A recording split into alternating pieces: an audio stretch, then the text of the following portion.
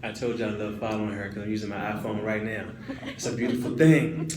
So 2 tips. My number 1 tip would be find your passion. I like how he stated, live your passion.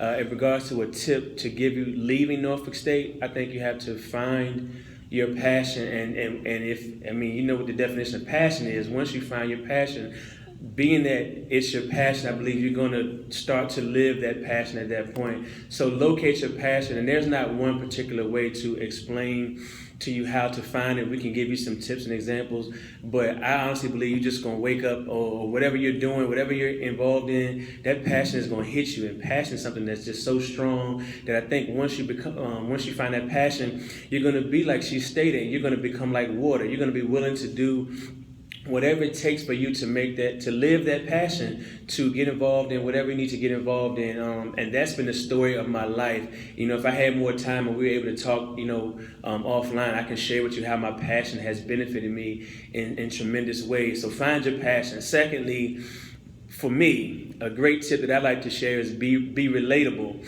And I want to give a quick example with that. Whenever I go on job interviews and I always ask, describe, give a characteristic of yourself.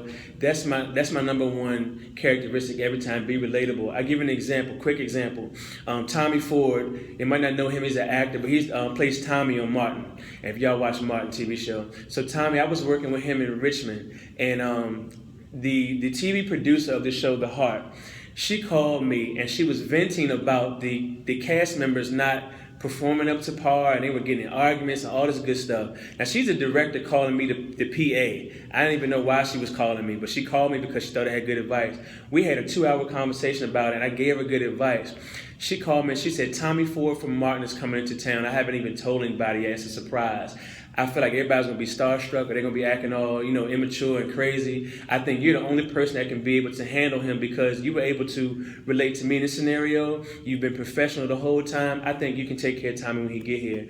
Tommy Ford came. I picked him up from the Richmond airport. I was with Tommy Ford for 7 days. We had breakfast, lunch, dinner. We hung out.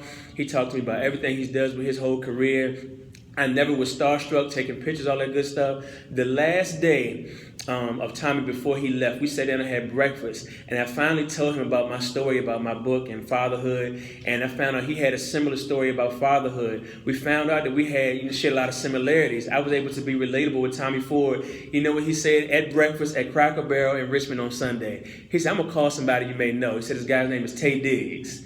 He's like, actor Tay Diggs, you heard of him? I'm like, yeah, best man, all this other good stuff. He called him up. He said he does fatherhood events out in Atlanta because he has his own fatherhood story. And he said, I'm going to call him up. I didn't even believe him. He called him in front of me. I spoke to his assistant. I spoke to Tay Diggs. And we were able to talk, and I was able to be relatable. We're nowhere near the same, area or arena, but we related about fatherhood. With Tommy, I related about different things. With my TV director, I related to her about the fact she was dealing with these issues behind the scenes while filming the Heart TV series. Be relatable, because that is something that just works wherever you're at. If you leave a never touch mask on, wherever you go, you need to be able to be relatable on some level. I mentioned I'm in human services. I'm relatable to the youth that I deal with, to the parents, to the therapists, to the psychologists. I'm relatable to all of them. Be relatable and find your passion. As far as one regret, I stated before, I would have gotten involved more. I would have gotten involved with Spartan Echo. I did go to New York trips, which were fantastic, but I didn't get an internship. I just didn't network as much as I do now. I network all the time now, and that came with experience and life lessons, but I didn't do that if I was sitting in your seat. So hopefully you can just network more and just get involved with more things. And so that would be the regrets if I had any. Okay.